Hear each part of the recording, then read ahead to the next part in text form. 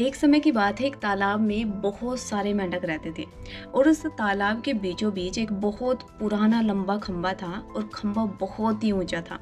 उसकी सतह भी बहुत ही चिकनी थी।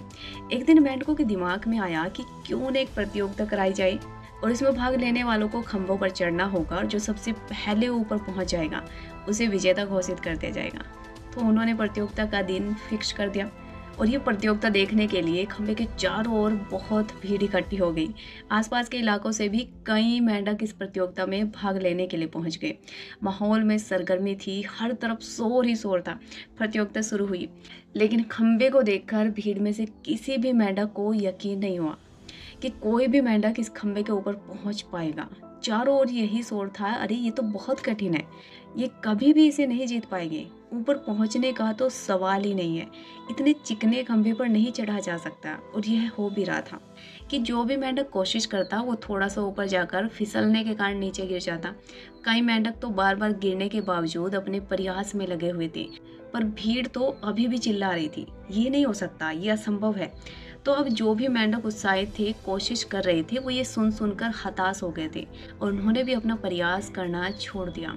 लेकिन उन्हीं मेंढकों के बीच एक छोटा सा मेंढक था जो बार बार गिरने पर भी उसी जोश के साथ ऊपर चढ़ने में लगा हुआ था। वो लगातार ऊपर की ओर बढ़ता रहा और आखिरकार वह खंबे के ऊपर पहुंच ही गया और इस प्रतियोगिता का विजेता घोषित हो गया। उसकी जीत पर सभी को बड़ा आश्चर्य हुआ। सभी मेंढक उसे घेर कर खड़े हो गए और पूछने लगे, तुमने असंभव काम कैसे कर दिखाया, कैसे तुमने सबको पीछे छोड़कर जीत प्राप्त कर ली।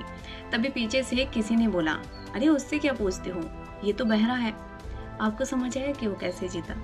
जी हाँ, उसके आसपास जितने भी टांग खींचने वाले थे ना, उनकी आवाज़ उसको नहीं सुनाई दे रही थी, जिससे वो नकारात्मक नहीं सोच पाया और वो अपने लक्ष्य पर ज़्यादा फोकस कर पाया और जीत गया।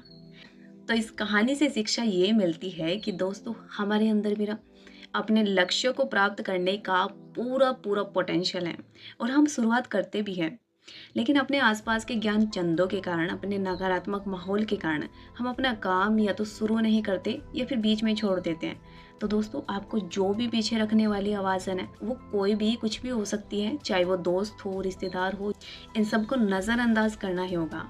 अपने आप को एक मजबूत इंसान बनाते हुए अपने लक्ष्य को प्राप्त करने के लिए हर संभव प्रयास करने चाहिए। यदि आपने नकारात्मकता से दूरी बना ली तो आपको सफलता के शिखर पर पहुंचने से कोई नहीं रोक सकता। Wish you all the best.